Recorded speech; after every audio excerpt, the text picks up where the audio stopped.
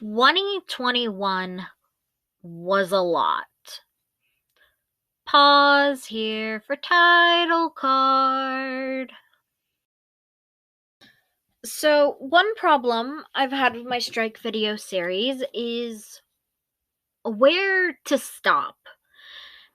Since it's current events, even after I post my video, things are still happening. It's difficult to know when's an appropriate time to say, okay, I have all the relevant information now. So this is my solution to do updates on each of the strikes I cover. So, without further ado, Mandalas Nabisco. So in May, the contract for the Mandalas Nabisco workers ended. Mandalas Nabisco's proposed contract would institute in high-demand lines 12-hour shifts 3 to 4 days a week with no overtime pay and mandatory work on weekends with no extra pay, as well as a two-tiered health insurance where incoming workers would have deductibles while the existing workers wouldn't have deductibles. And Mandalas Nabisco would be able to phase out the non-deductible health insurance and place the burden of paying for healthcare on the workers. And in 2008, the pension plans were replaced with 401k plans. Also, anytime the Mandalas Nabisco workers complained about these concessions, they were threatened with outsourcing jobs to Mexico. August 10, the workers in Portland walked out and they were later joined by workers at 3 other factories. Go watch my Mandalas Nabisco video to get caught up. We left our intrepid heroes August 22nd fighting against the evil wiles of Mandalas Nabisco. On August 23rd, Mandalas Nabisco brought in non-union workers to replace the union workers. Then, August 31st, Mandalas Nabisco sends a cease and desist order to the BCTGM local, threatening legal action if the workers continue picketing. The letter said that the strikers damaged Mandalas Nabisco property, punctured a security car tire, and were blocking entrances and exits. But, no they weren't. On September 2nd, Portland Police Bureau were called on the protesters, and the police said that they did not believe any crime had been committed. So Mandalas Nabisco straight up lied. Mandalas Nabisco was also very upset the railroad union workers, in solidarity with the striking workers, refused to deliver sugar, flour, and other raw goods needed to make snacks to the factory. In fact, one train conductor, after being informed by picketing workers that the BCTGM workers were on strike, reversed the train out of the dock. This got Mandalas Nabisco really pissed. They hired a surveying company to prove that the spot where the strikers were picketing was actually Mandalas Nabisco so that legally the strikers would be trespassing. But since Mandalas Nabisco didn't push the matter any further, then it must not have actually been their land. Then, September 8th, Mandalas Nabisco released Pokemon Oreos. During the strike, there was a boycott on all Mandalas Nabisco products. The release date of the Pokemon Oreos was very suspicious and was clearly just an attempt to escape the boycott bin, but the plan backfired. Instead, the Pokemon Oreos just brought more attention to the boycott. Fucking oops. In September, Mandalas Nabisco hired Huffmaster security guards, and over the course of the month, the security guards became more aggressive with the striking workers and protesters, stomping on their feet, pushing people, slamming people against vehicles, and elbowing people. But even this did not break the strikers' spirits. On September 18th, the new contract was ratified and the strike ended. The BCTGM workers won a 4-year contract backdated to March 1st, 2021. The new contract increased pay by $2.25 for 2021 and 60 cents each year after that. It gave larger company contributions to 401ks up from 25% to 50%, and a one-time $5,000 bonus for each worker. More importantly, the workers successfully stopped the implementation of a two-tiered health insurance. There are a few things that are concerning about the new contract. The new contract is still open to more flexible scheduling, and some workers are worried about the 12-hour days being pushed on the workers in high-demand lines.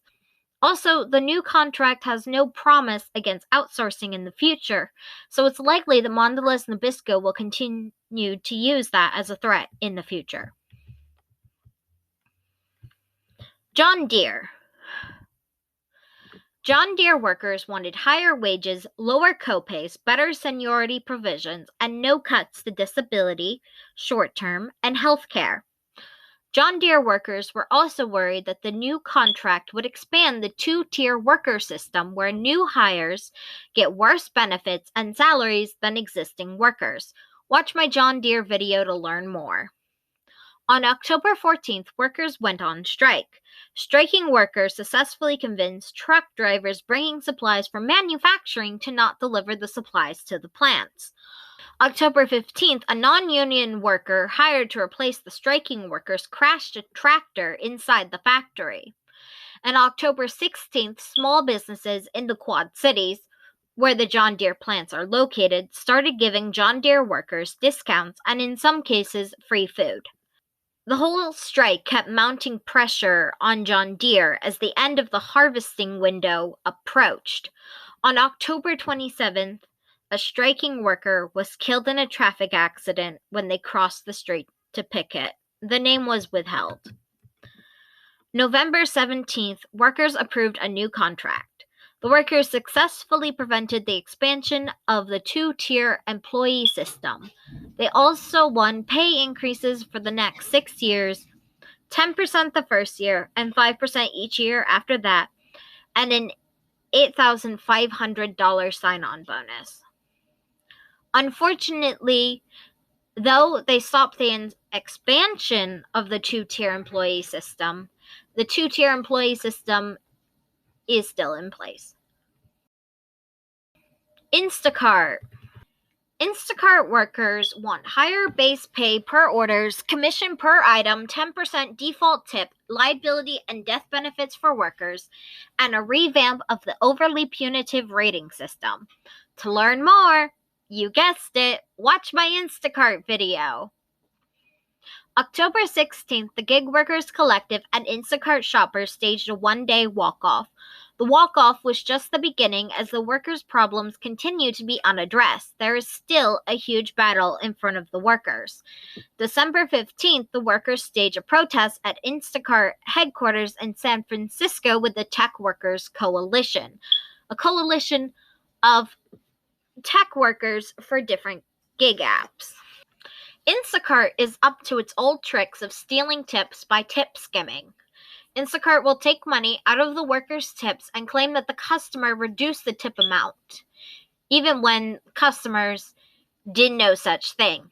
This comes after Instacart's old CEO was forced to apologize for the latest tipping debacle. Instacart changed CEOs to Fiji Simo. Fiji Simo sent out an email claiming that she was here to listen and that workers could email her with their concerns. Fiji Simo promised that things would change, but shoppers haven't seen a change.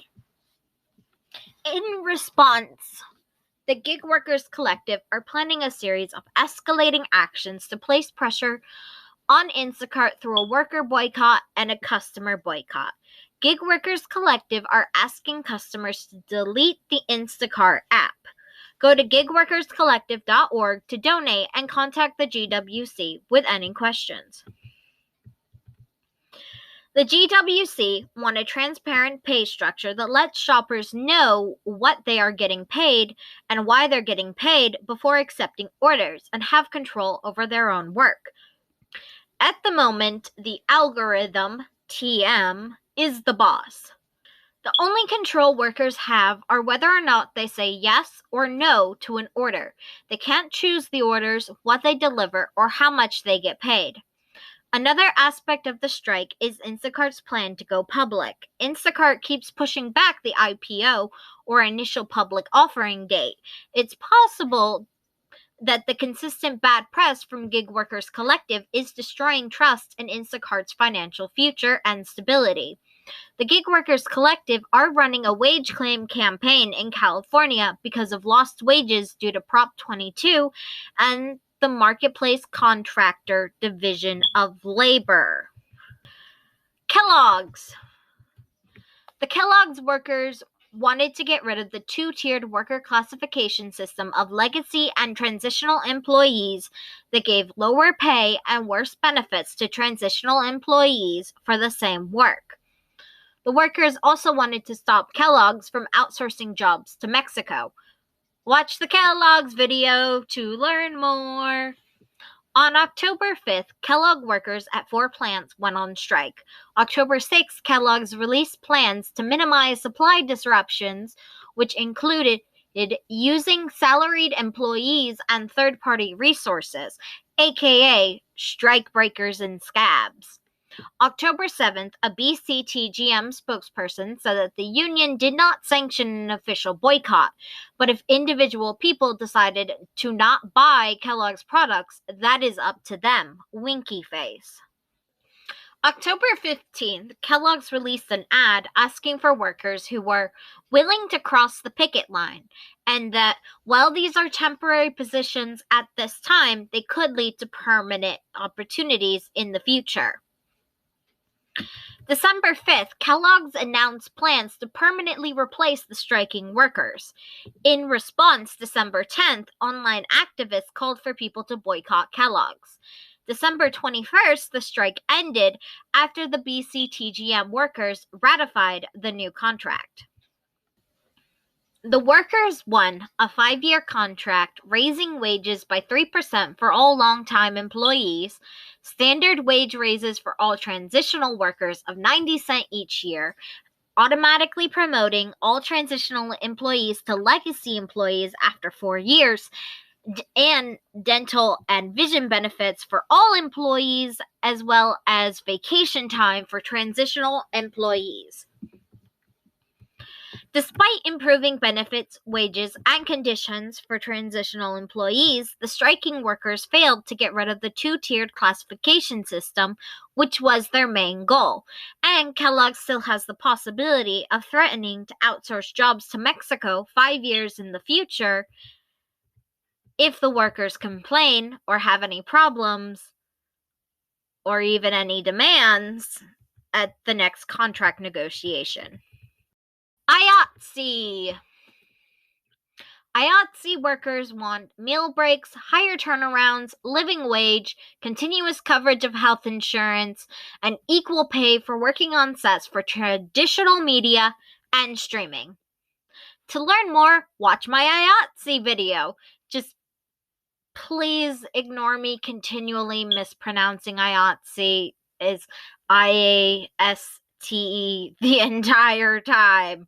Ugh. Last time on strikes, the IATSI workers were approaching a deadline of October 18th to start their strike.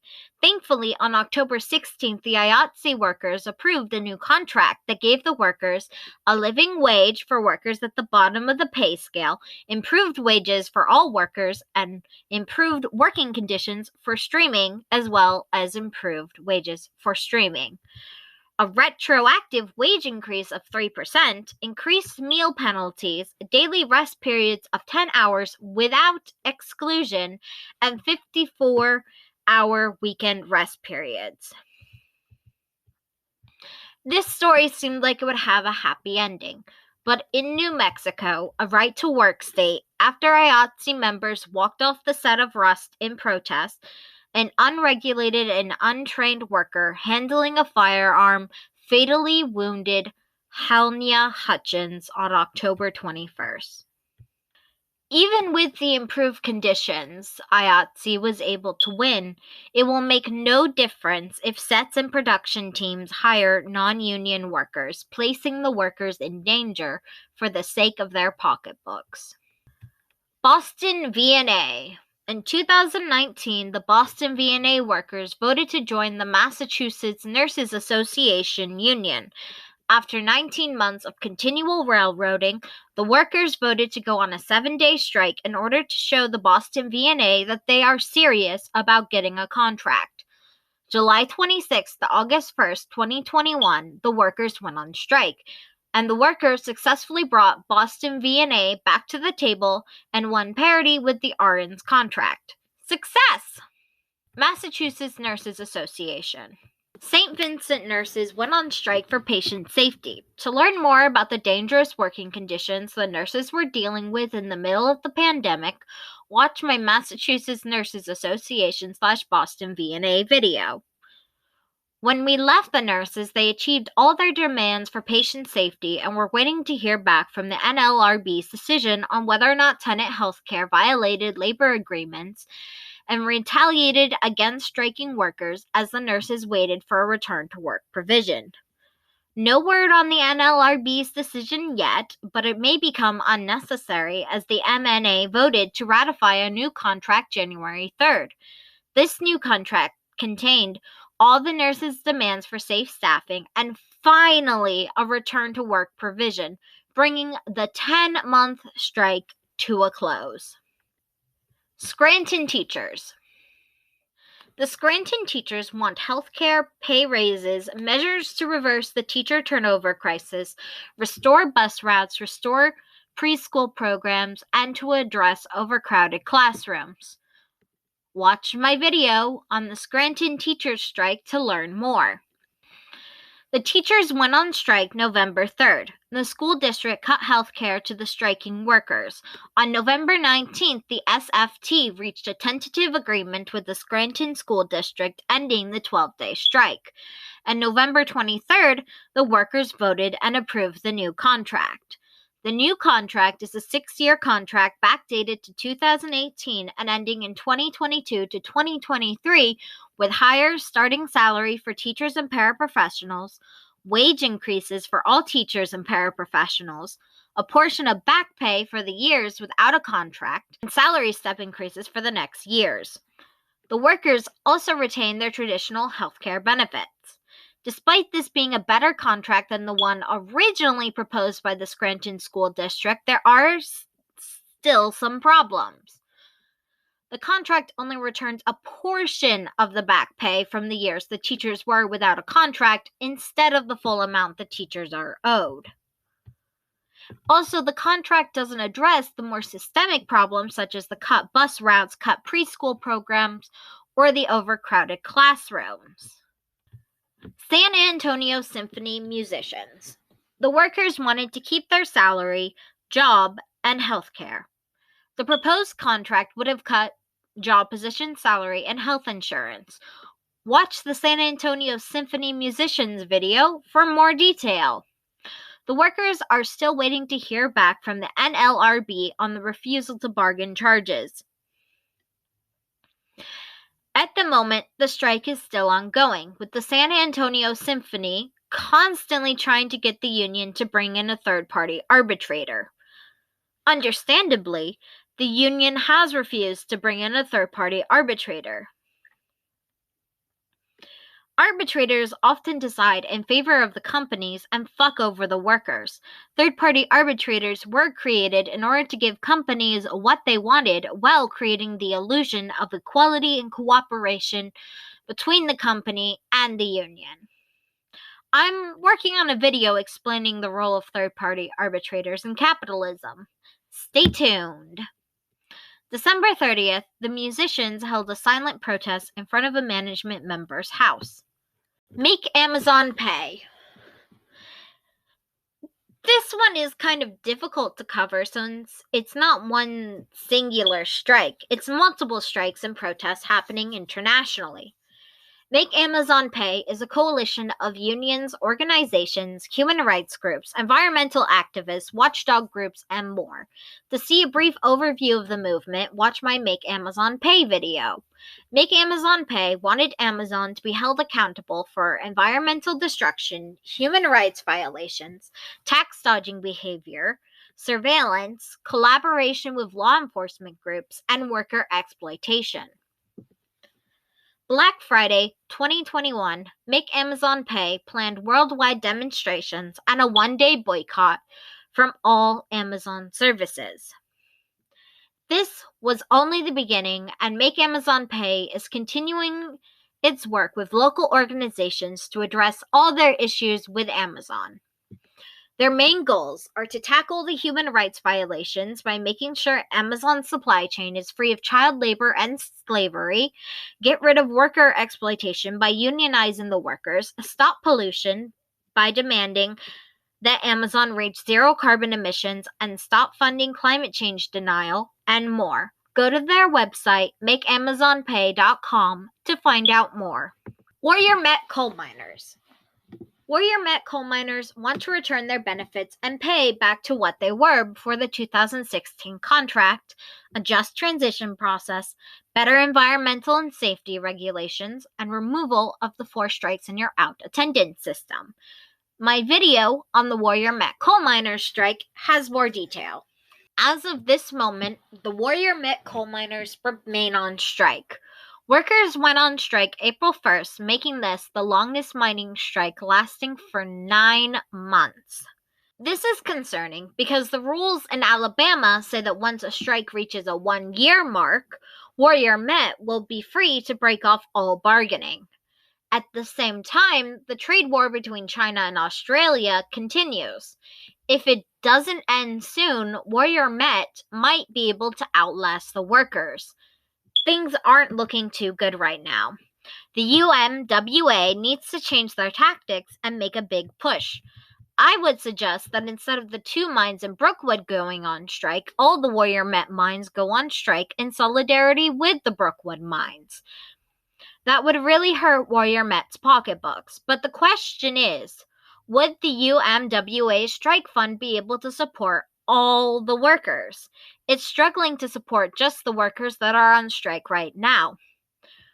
Without a doubt, this would create hardship for all the miners and their families. But I don't see how else they could place more pressure on Warrior Met, especially with the 1-year deadline approaching. But I guess time will tell. Well, I was stuck in bed, and you were stuck here with me. But now you may go and live your lives. Go, be cute, keep gay, be crime. Bye!